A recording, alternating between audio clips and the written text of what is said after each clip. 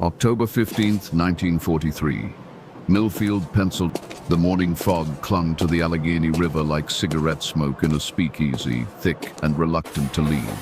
Factory whistles pierced the gray dawn, their shrill calls summoning thousands of workers to another day of feeding America's war machine. The temperature hovered just above freezing, and workers pulled their wool coats tighter as they trudged through the industrial maze of Millfield's manufacturing district. Among them walked Dimitri Volkov, a man whose calloused hands and weathered face told the story of 23 years inside the Keystone munitions plant. At 41, Dimitri possessed the kind of quiet intensity that made people step aside when he passed. His steel-gray eyes seemed to catalog everything, every face, every conversation, every small detail that others missed. It was a habit that had served him well as a line supervisor, but lately it had become something far more dangerous.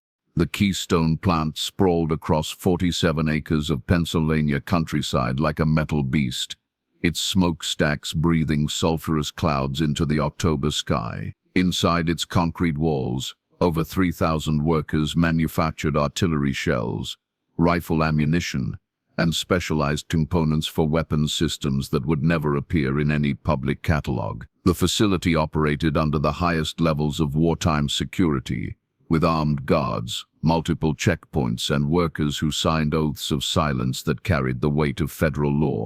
Dimitri had signed that oath in 1920, fresh off the boat from his homeland, grateful for steady work that didn't ask too many questions about his past. Back then, the plant manufactured farming equipment and industrial machinery. The transformation to military production had been gradual, then sudden, as America's involvement in the war intensified. What had once been a place of honest labor had become something else entirely. As Dimitri approached the main gate, he noticed the usual collection of federal agents lingering near the security checkpoint. They came and went in waves, these men in dark suits and darker expressions, conducting interviews, reviewing personnel files, asking questions that made veteran workers nervous. Most employees assumed they were hunting for German sympathizers or communist infiltrators. Dimitri knew better. "Morning, Volkov," called out Eddie Torino, the gate guard who'd been checking identification badges since before Pearl Harbor. Eddie's usual jovial demeanor seemed forced today, his eyes darting nervously between Dimitri and the federal agents. "Morning, Eddie." Dimitri handed over his badge, the same ritual he'd performed thousands of times before. But today felt different. The weight of what he'd discovered 3 weeks ago pressed against his chest like a physical burden. The badge photo showed a younger version of himself, taken when his hair was still black instead of salt and pepper gray, when his face hadn't yet been carved by sleepless nights and growing dread. Dimitri Volkov, employee ZAN 4732, line supervisor, building 7. To anyone examining the records, he was exactly what he appeared to be, a reliable immigrant worker who'd earned his place through decades of loyalty and competence. What the records didn't show was that Dimitri had been keeping a private notebook for the past 5 years, documenting inconsistencies he'd noticed in production schedules, shipping manifests, and material allocations. It had started as a personal exercise in efficiency, a way to identify waste and improve operations. But as the pages filled with observations, patterns began to emerge that had nothing to do with efficiency and everything to do with deception. The final entry in that notebook, made just yesterday, contained information that could topple governments and destroy lives. Information that certain people would kill to protect. Building 7 housed the most sensitive operations in the entire complex. Dimitri's department manufactured guidance systems for a new type of artillery shell, technology so advanced that only 12 people in the entire facility knew its true purpose. The official documentation described standard explosive ordnance, but Dimitri had seen the real specifications. He'd watched components being assembled that didn't match any known American weapons system. He'd observed midnight shipments leaving under heavy escort, destined for locations that didn't appear on any military base registry. More troubling still, He'd begun to recognize faces that didn't belong. Men who claimed to be government inspectors but spoke with accents that sounded distinctly European. Women in secretary uniforms who asked too many questions about production schedules and material sources.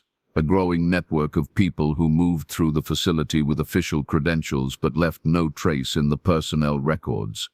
The revelation that had finally driven Dimitri to action came 3 weeks ago, during what was supposed to be a routine late-night inspection.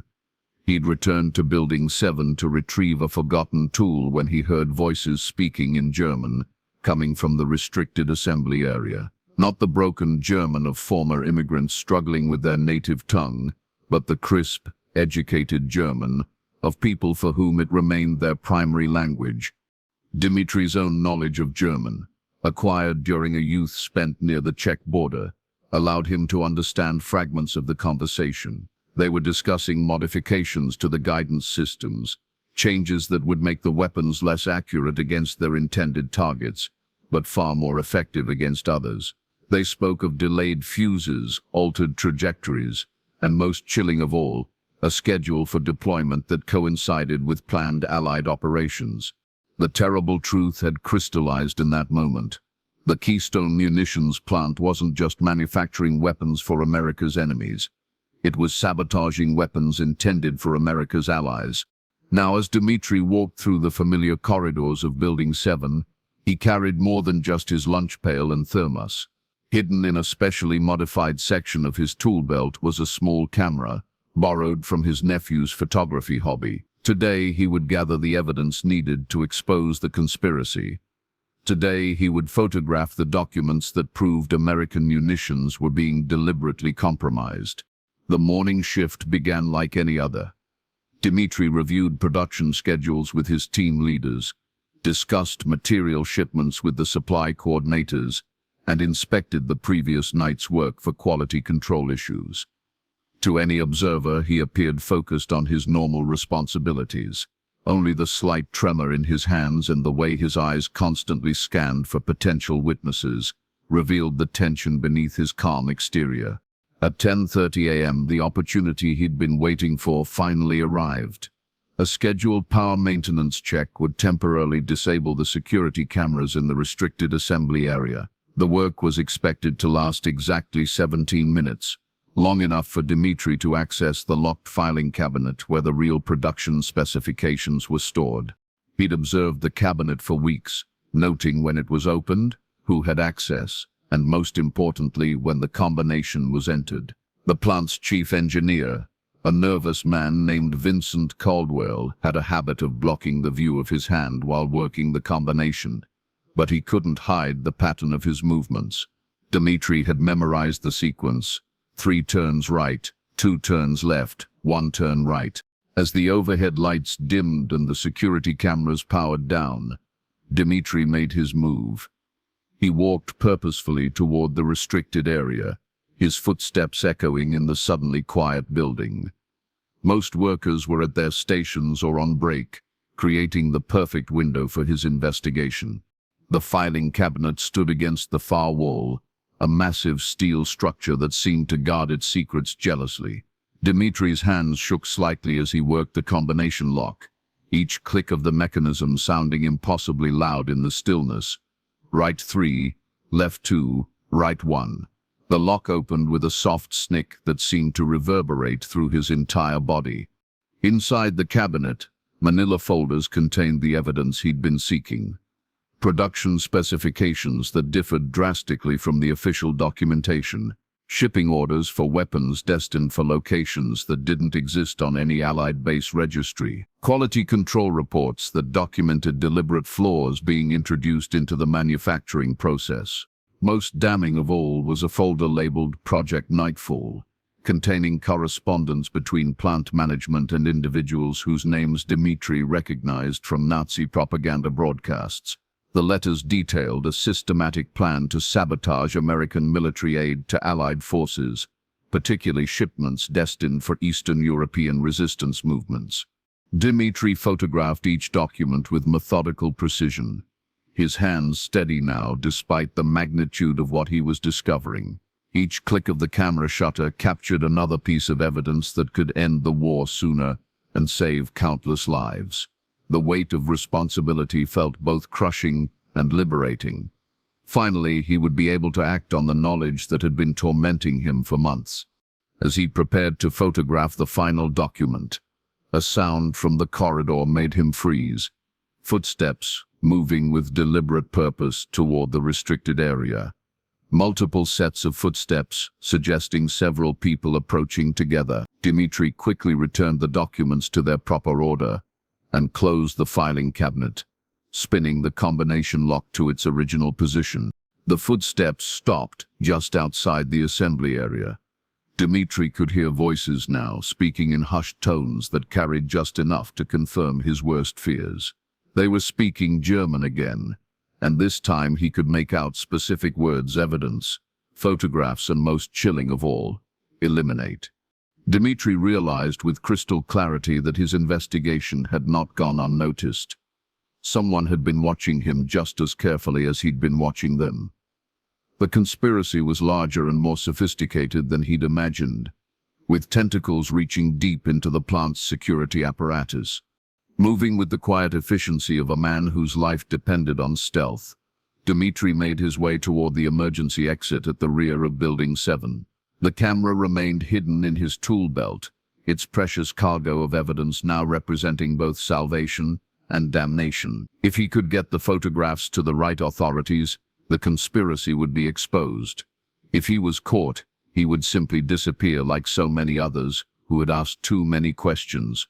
The voices in the corridor grew louder, more urgent.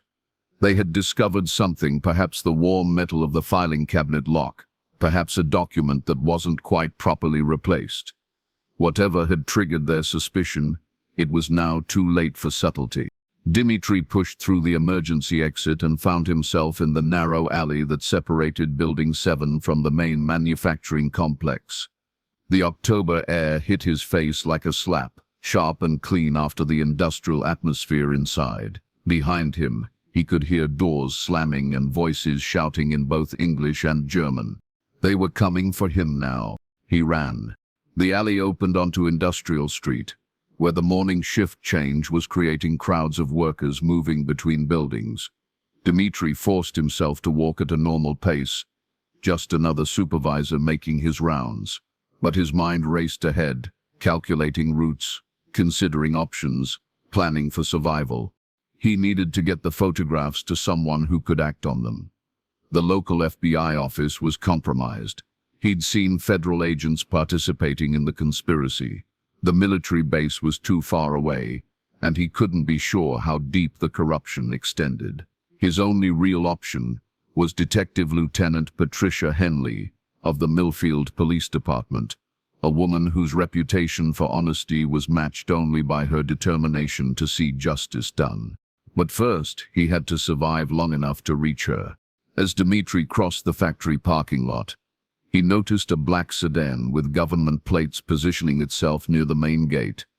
Two men in dark suits sat in the front seat, their eyes scanning the crowds of workers with predatory intensity. A second car, identical to the first, pulled up to the rear exit of Building 7. They were coordinating a systematic search, using the factory's own security protocols to trap him inside the complex. Dimitri realized that his years of observing and cataloging details had given him one crucial advantage. He knew the plant's layout better than anyone else, including the security teams now hunting him. There was a maintenance tunnel that connected Building 7 to the old administrative offices. Abandoned since the war production expansion had moved management to a newer facility. The tunnel was narrow, poorly lit, and officially sealed. But Dimitri had used it several times to conduct after-hours inspections without disturbing the main workers. Moving casually toward the defunct administrative building, Dimitri kept his eyes on the government vehicles while pretending to study a clipboard of production reports. The maintenance tunnel entrance was hidden behind a stack of unused equipment, camouflaged well enough that most people walked past without noticing it. The metal grating that sealed the tunnel had been loose for months, a maintenance issue that had been repeatedly deferred due to wartime resource shortages. Dimitri pried it open just wide enough to squeeze through, then pulled it closed behind him. The tunnel stretched ahead into darkness, illuminated only by occasional shafts of light filtering through ventilation grates. As he made his way through the cramped space, Dimitri could hear the search intensifying above ground. Radio communications crackled between security teams. Dogs barked as K9 units were deployed, and the general alarm that signaled a plant-wide emergency began its ominous wail. The tunnel emerged in the basement of the old administrative building, in a storage room filled with obsolete office equipment and moldering paperwork from the plant's early years. Dimitri climbed a service ladder to the ground floor and peered through a grimy window at the chaos unfolding outside. The entire Keystone facility was now in lockdown. Workers stood in confused groups as security teams conducted searches. The black sedans had multiplied, forming a perimeter around the complex. Men with binoculars were positioned on the rooftops of surrounding buildings. They weren't just looking for him now, they were preparing for a siege. Dimitri understood that he had perhaps minutes before the search expanded beyond the plant boundaries. Every telephone in Millfield was probably being monitored. Every road out of town was likely being watched. The conspiracy he'd uncovered had resources and reach that extended far beyond a single munitions plant. But they had made one crucial mistake. They had underestimated the determination of a man with nothing left to lose and everything to fight for. The photographs in his tool belt represented more than just evidence of treason. They were proof that ordinary people could still make a difference, that truth could still triumph over corruption, that justice was worth any sacrifice. As sirens wailed in the distance and the net tightened around him, Dimitri Volkov prepared for the most important fight of his life. He had uncovered a conspiracy that reached into the highest levels of government and industry. He had evidence that could change the course of the war and save countless lives. Now all he had to do was survive long enough to deliver it. The hunt for the man who knew too much had begun, and in the grey October morning of 1943, the fate of nations hung in the balance. But Dimitri Volkov had spent 23 years learning that some things were worth fighting for, and some secrets were too important to die with. As he slipped out the back door of the abandoned building and into the maze of Millfield's industrial district, one thought burned in his mind with crystalline clarity: they would have to catch him first. And Dimitri Volkov had no intention of being caught. The morning fog was beginning to lift, revealing a world where nothing was quite what it seemed, where allies could be enemies, and truth was the most dangerous weapon of all. In the distance, the factory whistles continued their mechanical screaming, calling workers to serve a cause that had been corrupted from within. But one man carried the power to change everything, hidden in the shadows of a city that didn't yet know it was about to become the epicenter of one of the war's most critical battles. The battle for truth itself. October 15th, 1943. The abandoned railroad yard stretched across the eastern edge of Millfield like the skeleton of some massive industrial beast, rusted tracks disappearing into weeds and forgotten dreams. Dimitri Volkov crouched behind a derailed boxcar, its faded paint advertising a lumber company that had gone bankrupt during the Depression. His breath came in sharp puffs in the cold air, each exhalation a visible reminder of how exposed he was in this wasteland of broken steel and shattered glass. From his hiding place, he could see the black sedans prowling the streets beyond the railroad property, their occupants speaking into radio handsets with the mechanical precision of men accustomed to hunting human prey. The search had expanded beyond the factory grounds with frightening efficiency, suggesting a level of coordination that reached far beyond local authorities. Dimitri checked his watch, a reliable Timex that had survived 23 years of factory work, and calculated his options. Detective Lieutenant Patricia Henley would be at the police station for another 4 hours before her shift ended. The station was 12 blocks away through the heart of Millfield's business district, a route that would expose him to dozens of potential surveillance points. But the photographs hidden in his tool belt represented the only hope of stopping a conspiracy that could cost thousands of Allied lives. As he prepared to move, A sound made him freeze. Footsteps crunching through the gravel between the abandoned rail cars. Not the heavy boots of security personnel, but lighter steps that suggested someone moving with deliberate care. Dimitri pressed himself against the cold metal of the boxcar and listened as the footsteps approached his position. "Mr. Volkov?" The voice was female, young, and carried a slight accent that he couldn't immediately place. "I know you are here. We need to talk." Dimitri remained motionless, his mind racing through possibilities. It could be a trap, the conspirators using an innocent-sounding voice to lure him into the open, or it could be exactly what it seemed. Someone who knew his name and location, someone who might represent either salvation or destruction. "My name is Elena Kozlov," the voice continued. "I worked for the State Department. Until 3 days ago, when I discovered what you have discovered. They killed my partner for asking the wrong questions." The footsteps stopped directly on the other side of the boxcar. Dimitri could hear the woman's breathing, quick and nervous, suggesting genuine fear rather than predatory confidence. But fear could be faked, and his survival depended on trusting no one. "Project Nightfall," Elena said, and Dimitri felt his blood turn to ice water.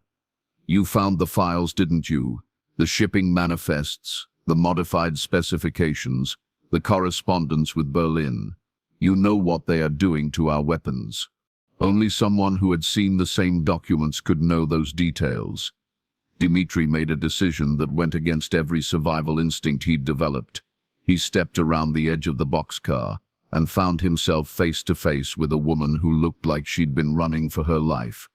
Elena Kozlov appeared to be in her late 20s, with dark hair pulled back in a practical bun, and intelligent brown eyes that darted constantly between Dimitri and the surrounding area. Her government-issue coat was torn at the shoulder, and a small cut above her left eyebrow suggested recent violence.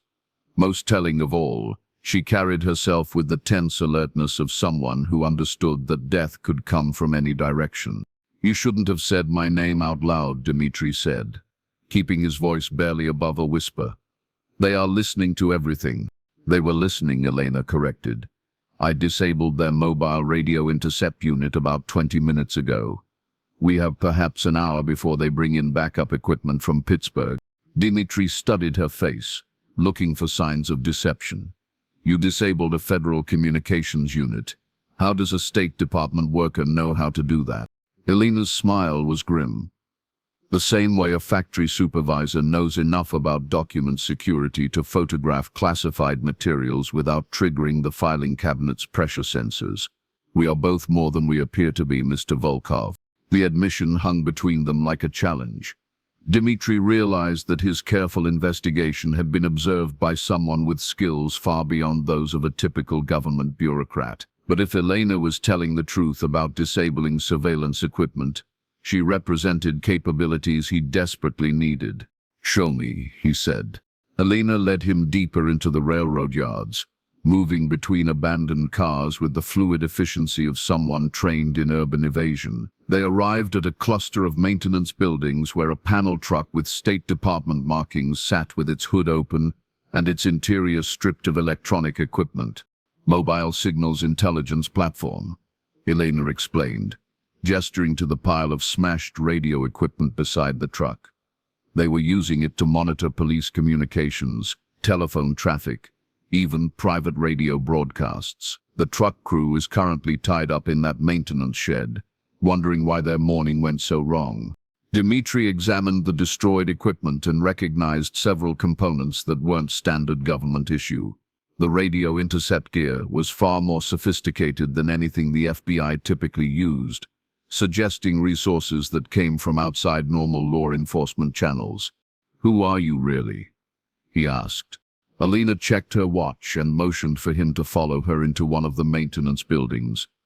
Once inside, she pulled out a leather wallet containing identification that made Dimitri's blood run cold. "Office of Strategic Services, the intelligence agency that officially didn't exist. I have been investigating Project Nightfall for 6 months," she said. "It started as a routine counterintelligence review of defense contractors. What we found was a conspiracy that reaches into the highest levels of government and industry. The Keystone plant is just one node in a network that spans dozens of facilities across the country. The implications hit Dimitri like a physical blow. How many weapons? How much has been compromised? Thousands of artillery shells, rifle ammunition, even specialized equipment for resistance movements in occupied Europe. The sabotage is subtle, reduced accuracy, delayed fuses, guidance systems that malfunctioned at critical moments, enough to ensure that Allied operations fail while maintaining plausible deniability. Elena pulled out a map of the eastern United States, marked with red dots, representing compromised facilities. The pattern was staggering, a systematic network of sabotage that could cripple Allied military effectiveness across multiple theaters of operation. My partner, Agent William Crawford, was killed when he tried to present evidence to his supervisor. Elena continued. Officially, it was a car accident.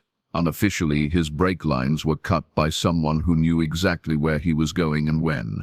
Dimitri felt the weight of the camera in his tool belt, like a physical burden. The photographs I took, they are not just evidence of local corruption. They are proof of a national security disaster. Worse than that, the conspiracy includes people with access to Allied operational plans. They know when and where weapons will be used, which means they can ensure maximum damage from their sabotage efforts. Every failed operation, every resistance cell that walks into an ambush, every artillery barrage that falls short of its target, it's all connected. The scope of the betrayal was almost incomprehensible. Dimitri had spent 23 years believing in the fundamental honesty of American institutions, even as he'd observed their flaws and inefficiencies. To discover that those institutions had been infiltrated and corrupted at such a deep level felt like watching the foundation of his adopted country crumble beneath his feet.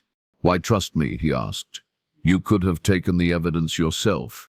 Elena's expression darkened. "Because 3 days ago, I discovered that my own agency has been compromised. Someone in OSS headquarters is feeding information to the conspirators. My supervisor, my colleagues, even the janitor who empties my wastebasket, any of them could be working for the enemy. You are the only person I can trust, because you are outside the system entirely." Before Dimitri could respond, the sound of engines approaching made them both freeze.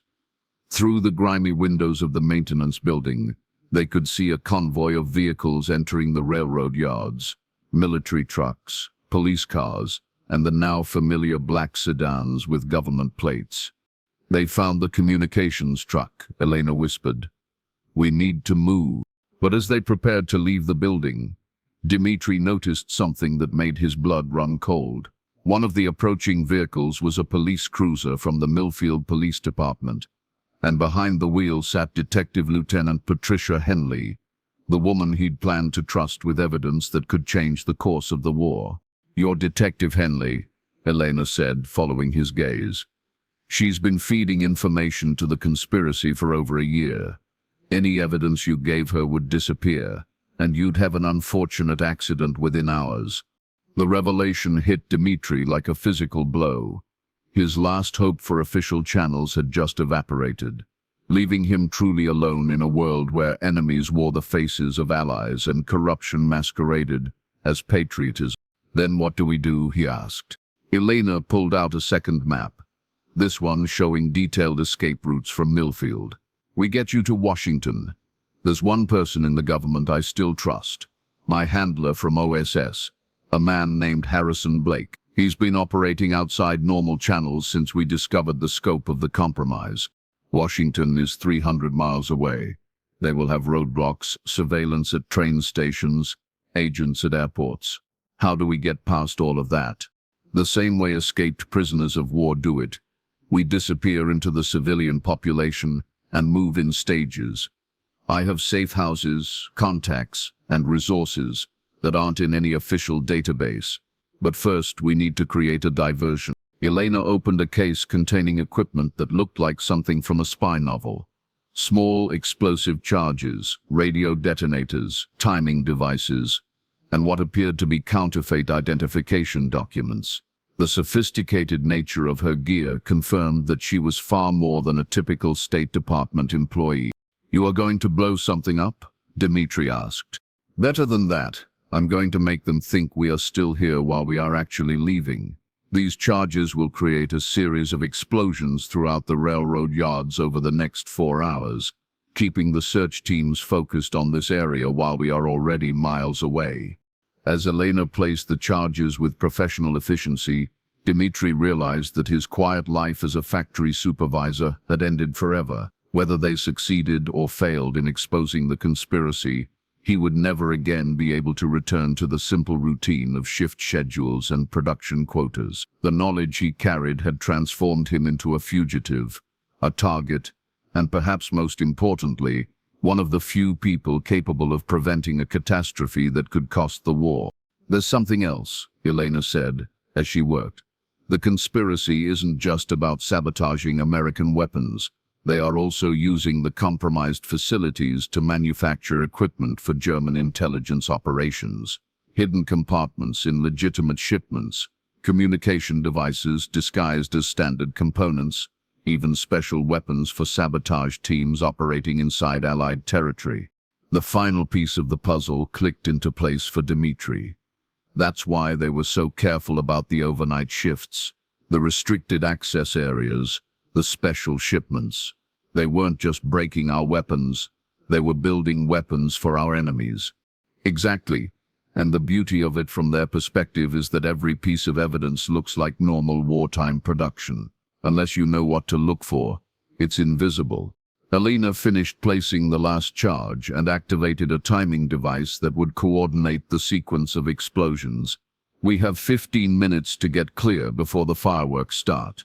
Are you ready to disappear, Mr. Volkov?" Dimitri thought about his small apartment, his few possessions, the routine that had defined his life for over 2 decades.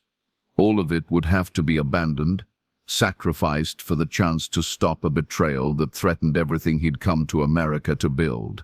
"I have been ready since the day I first suspected something was wrong," he said. They slipped out of the maintenance building and began making their way toward the eastern edge of the railroad yards, where Elena had hidden a motorcycle capable of carrying them beyond the search perimeter. But as they moved between the abandoned rail cars, Dimitri noticed movement that shouldn't have been there. Figures positioning themselves along their escape route with the methodical precision of a military operation. "We are walking into an ambush," he whispered. Elena followed his gaze and cursed under her breath. They anticipated the diversion.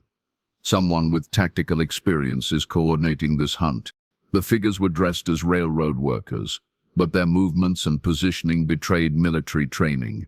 They had established overlapping fields of fire that would make escape virtually impossible once Dimitri and Elena entered the kill zone. "New plan," Elena said, pulling out a radio transmitter.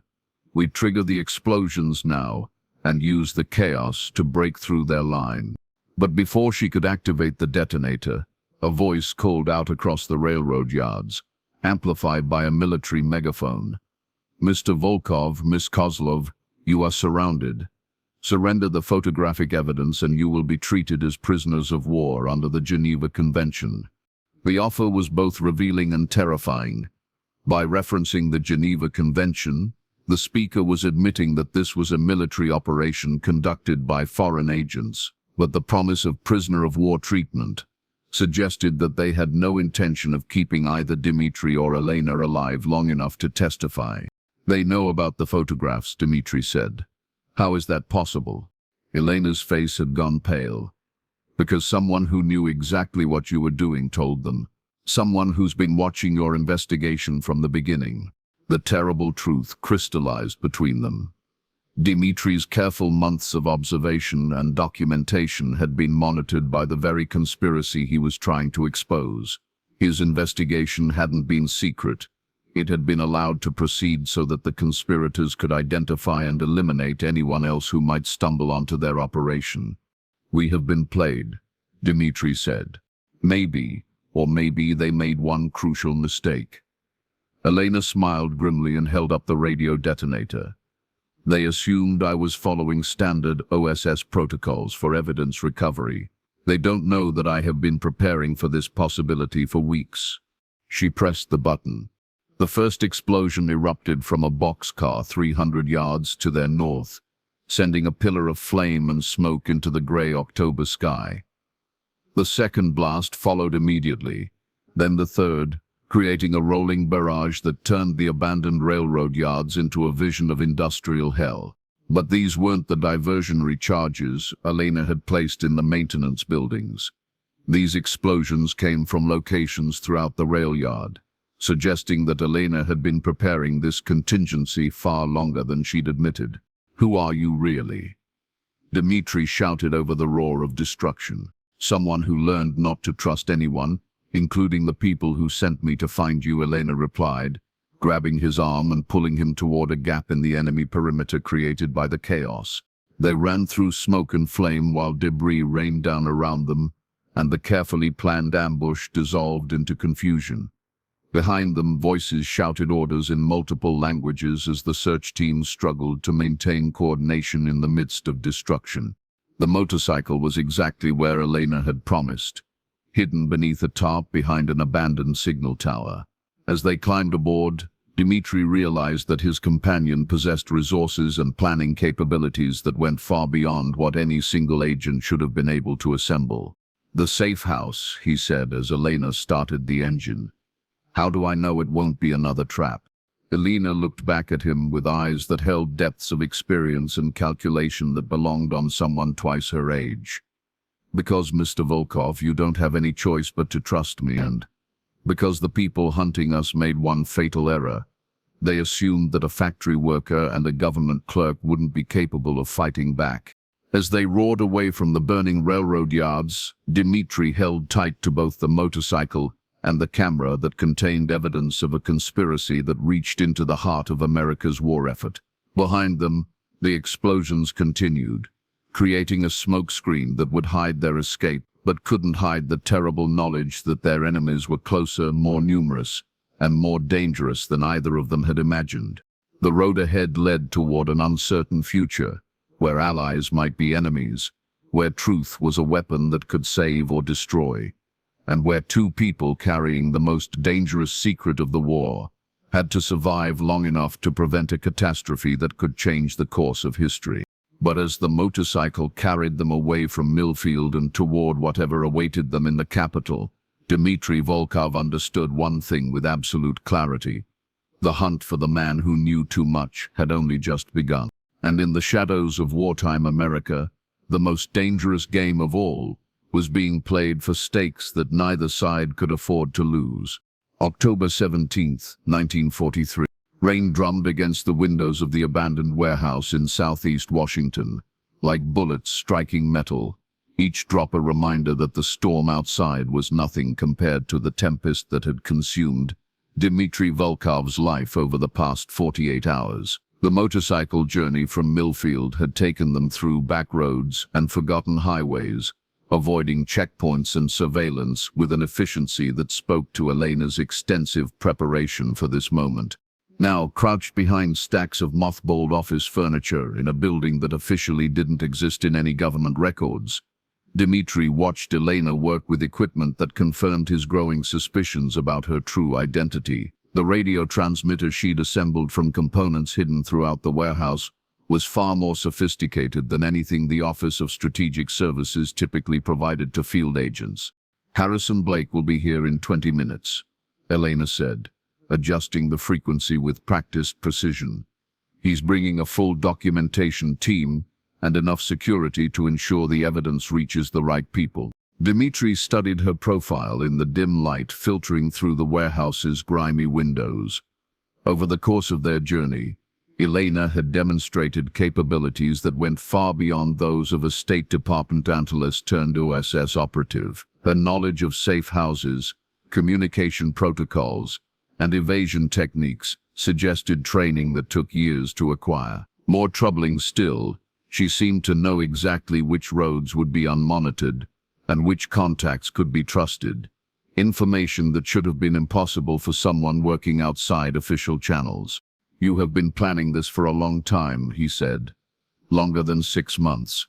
Elena paused in her work and looked at him with eyes that held depths of calculation. He was only beginning to understand. How long have you suspected? Since the railroad yards. The explosives were too well placed, too coordinated to be a hasty contingency plan. You knew exactly where the ambush would be positioned before we got there. And the motorcycle was military issue, not civilian. The safe houses had supplies that took months to cache. Your radio equipment uses frequencies that aren't available to standard OSS operations.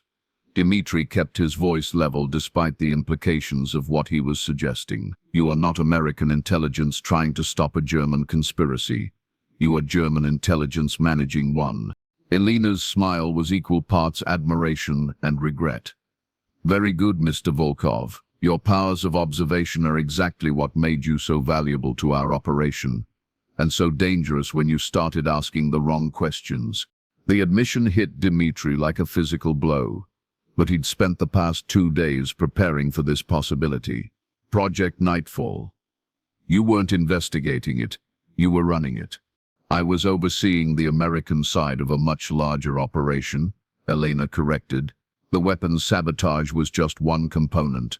We also needed to identify potential security threats, map the American intelligence apparatus, and position our people for the post-war period. Your investigation provided us with invaluable information about how much the Americans actually knew. Elena pulled a pistol from her coat, holding it with the casual familiarity of someone who'd killed before. The irony is that you were absolutely right about everything except the scope. Project Nightfall isn't just about sabotaging weapons. It's about destroying American confidence in their own institutions. When this war ends, the United States will need to decide whether to retreat into isolationism or engage with the world. We are ensuring they make the right choice. Dimitri felt the weight of the camera in his tool belt, suddenly understanding that the evidence he'd risked everything to gather was exactly what his enemies had wanted him to find. The photographs. You needed someone to document the conspiracy.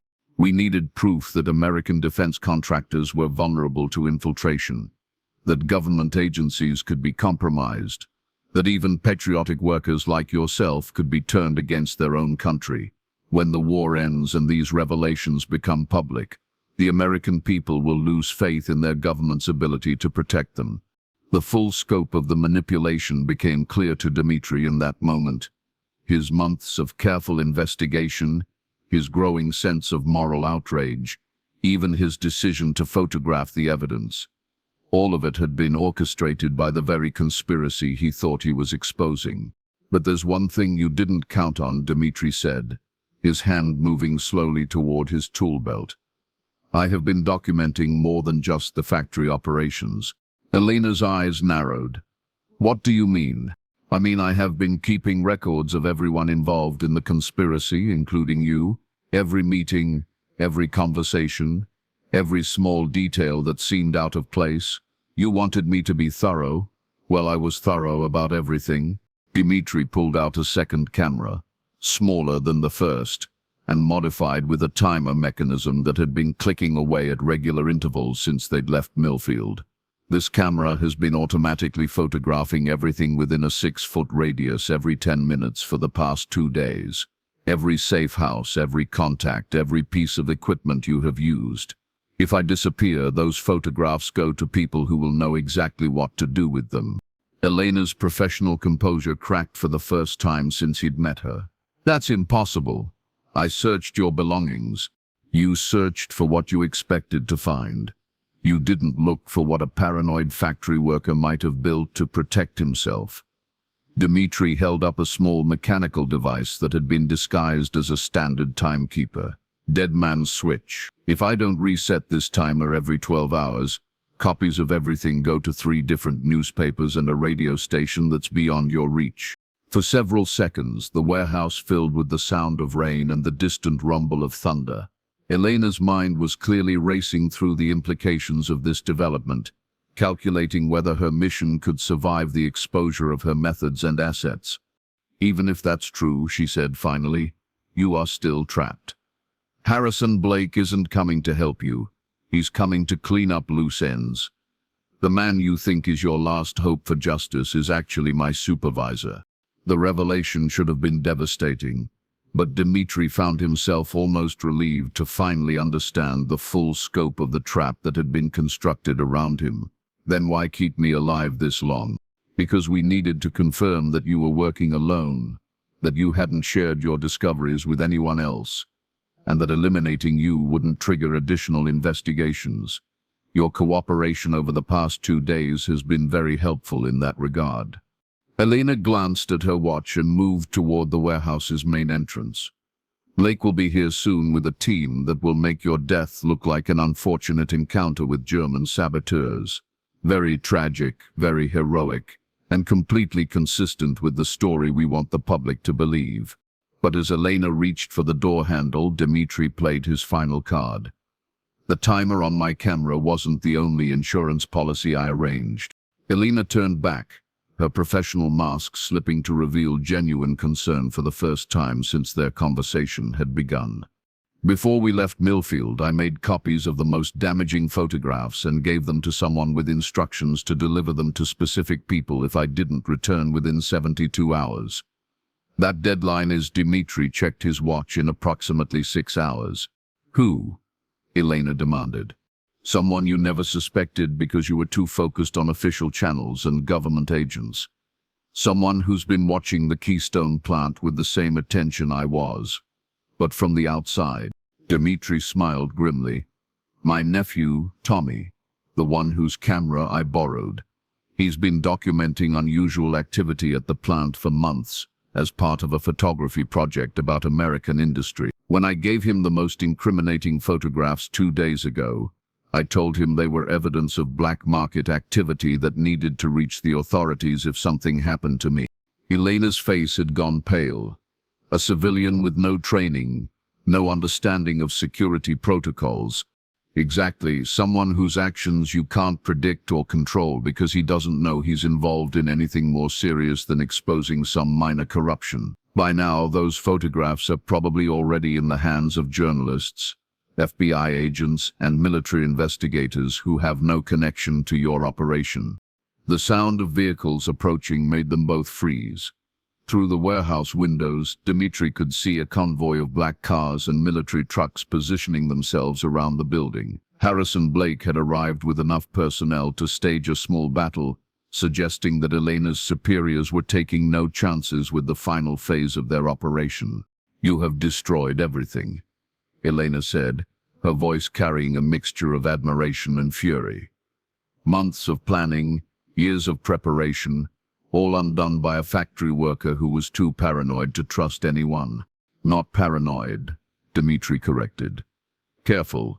23 years in America taught me that the most dangerous enemies are the ones who smile while they stab you in the back.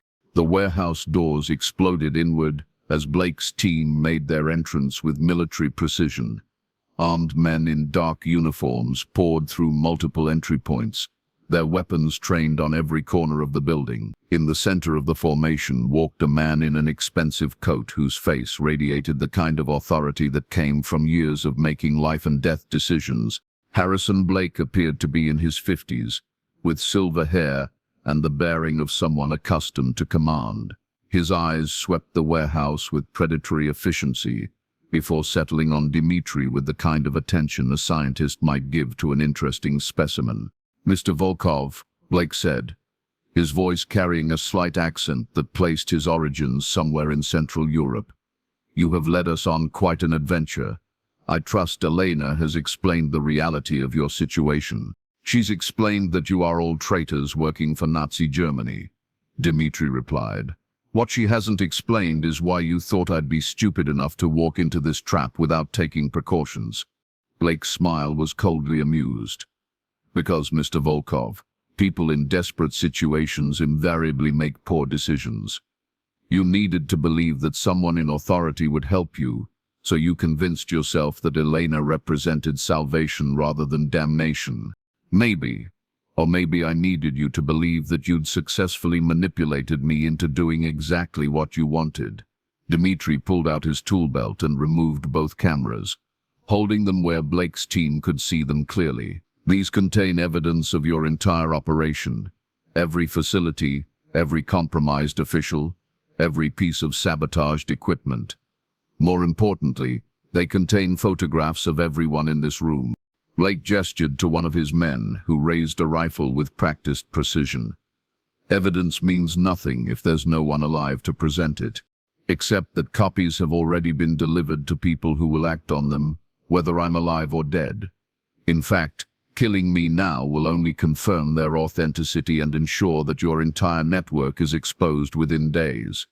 For the first time since entering the warehouse, Blake looked genuinely concerned. You are bluffing. No one with your background would have the resources or connections to arrange such an elaborate contingency. No, Dimitri agreed. But someone with my background would have the persistence to document everything and the paranoia to assume that everyone might be lying, including the people who claim to be helping me. Elena stepped forward, her weapon still trained on Dimitri. He's telling the truth about the nephew. I confirmed that Thomas Volkov has been photographing the plant for months. If those images reach the wrong people, then we accelerate our timeline, Blake interrupted. The operation was always intended to conclude with a dramatic revelation that would damage American confidence in their security apparatus. Mr. Volkov has simply provided us with a more compelling narrative than we originally planned. Blake pulled out a radio transmitter and spoke into it with the crisp efficiency of a military commander. Execute Phase 3 immediately. All assets are to complete their assignments within 6 hours. Prepare for full exposure and extraction. The radio crackled with acknowledgments from multiple locations, suggesting that Blake's network extended far beyond the Keystone plant and included assets positioned throughout the American defense establishment. You see, Mr. Volkov, Blake continued, your photographs will indeed expose our operation, but they will also expose the depth of American vulnerability to foreign infiltration. When the public learns that German agents managed to sabotage weapons production for months without detection, when they discover that government agencies were compromised at the highest levels, when they realize that even patriotic workers like yourself could be manipulated into serving enemy interests, what do you think will happen to their faith in American institutions? The full scope of the psychological warfare campaign became clear to Dimitri in that moment. Project Nightfall wasn't just about sabotaging weapons, it was about sabotaging American confidence in their own government's ability to protect them. The exposure of the conspiracy was always intended to be part of the operation. You wanted to be caught, Dimitri said. We wanted to be discovered in a way that would maximize the damage to American morale, Blake corrected. Your investigation has provided us with exactly the kind of dramatic revelation that will ensure our story dominates headlines for months. Elena holstered her weapon and moved to stand beside Blake, her transformation from apparent ally to confirmed enemy now complete. The Americans will spend years investigating how we managed to penetrate their defenses so thoroughly. They will purge loyal employees, restructure their agencies, and retreat into an isolation that will serve our post-war interests perfectly. But as Blake's team prepared to execute their final phase, and sound from outside made everyone in the warehouse freeze, the distinctive whine of military aircraft approaching at low altitude. Through the windows they could see searchlights cutting through the rain and darkness, illuminating the warehouse district with the harsh glare of military-grade illumination. That's not one of ours, Elena said, her voice carrying the first note of genuine alarm Dimitri had heard from her. Blake spoke rapidly into his radio, demanding status reports from his surveillance teams. The responses he received clearly weren't what he expected, because his professional composure began to crack as he realized that his carefully planned operation was falling apart. Federal agents are moving into position around the entire district, he reported. Military units are establishing a perimeter. Someone with significant authority has declared this area a national security zone. Dimitri allowed himself a small smile of satisfaction. My nephew wasn't the only insurance policy I arranged. I also sent copies of the most important photographs to a journalist named Rebecca Morrison at the Washington Post. She's been investigating defense contractor corruption for months, and she has contacts in military intelligence who take national security threats very seriously. The sound of loudspeakers echoed across the warehouse district as federal authorities began demanding the surrender of all personnel in the area. Blake's team found themselves trapped in exactly the kind of coordinated operation they'd been using to hunt Dimitri and Elena. You have destroyed both our operation and any chance of exposing the broader conspiracy, Elena said, her voice bitter with defeat. Those photographs will disappear into classified files, and the American public will never learn how vulnerable their country really is. Maybe, Dimitri acknowledged. But they also won't lose faith in institutions that, despite their flaws, are still worth defending. Sometimes preventing disaster is more important than exposing corruption. Blake raised his weapon toward Dimitri, his face twisted with the kind of rage that came from watching years of planning collapse in a matter of minutes. But before he could fire, the warehouse doors exploded inward for a second time as federal agents stormed the building with overwhelming force. The gunfight that followed was brief but intense, with Blake's team quickly overwhelmed by superior numbers and tactical positioning. In the chaos of smoke grenades and automatic weapons fire, Dimitri found himself pressed against the floor, while federal agents secured the area with military efficiency. When the shooting stopped and the smoke cleared, Harrison Blake lay dead beside a stack of office furniture, his expensive coat soaked with rainwater that had leaked through the warehouse roof. Elena sat with her hands zip-tied behind her back, her professional mask finally completely destroyed, to reveal the face of someone who understood that her war was over. Federal agent Rebecca Morrison, who turned out to be both a journalist and a military intelligence officer, knelt beside Dimitri as paramedics checked him for injuries. "Your nephew delivered the photographs exactly as you instructed," she said. "We have been tracking this network for months, but we needed evidence of their coordination to justify the kind of operation required to roll them up completely." "How much of what Elena told me was true?" Dimitri asked. "Most of it. Project Nightfall was a real German intelligence operation that compromised dozens of defense facilities. But the psychological warfare component was even more sophisticated than you realized. They wanted to create a scandal that would damage American confidence in government, but they also wanted to position themselves as victims of American paranoia in the post-war period." Morrison helped Dimitri to his feet and gestured toward the cameras that had started this entire deadly game. "Those photographs will be classified for decades, but the prosecutions they enable will send a message that foreign intelligence operations in America carry serious consequences." As federal agents led Elena toward a waiting transport vehicle, she looked back at Dimitri with something that might have been respect. "You were right about one thing," she called out. "The most dangerous enemies are the ones who smile while they stab you in the back. I should have remembered that paranoid factory workers can be very dangerous when they are cornered." 6 hours later, as dawn broke over Washington and the rain finally stopped, Dimitri Volkov sat in a federal building, answering questions that would help investigators unravel one of the most sophisticated espionage operations in American history. The photographs that had nearly cost him his life would indeed remain classified, but the conspiracy they documented would be systematically dismantled over the coming months. He would never return to his job at the Keystone munitions plant, and he would never again be the anonymous immigrant worker who'd spent 23 years believing that keeping his head down was enough to ensure safety. But he had prevented a catastrophe that could have undermined American confidence in their own institutions at the most critical moment in their history. In the end, Dimitri Volkov had learned that the most important battles aren't always fought on distant battlefields by professional soldiers. Sometimes they are fought in factory buildings and abandoned warehouses by ordinary people who refuse to accept that corruption is inevitable and justice is impossible. The man who knew too much had survived to tell his story, and in doing so, had helped ensure that America would emerge from the war stronger rather than weaker, more confident rather than less. more united rather than divided. But in the files of the Federal Bureau of Investigation, the case of the factory worker who disappeared in 1943 would remain officially unsolved, a cold case that protected national security secrets even as it documented one of the most remarkable acts of individual courage in American history. Some truths are too dangerous to reveal, but that doesn't make them any less true. And sometimes, the most important victories are the ones that no one ever hears about. On October 15, 1943, factory worker Dimitri Volkov disappeared from the Keystone munitions plant in Millfield, Pennsylvania.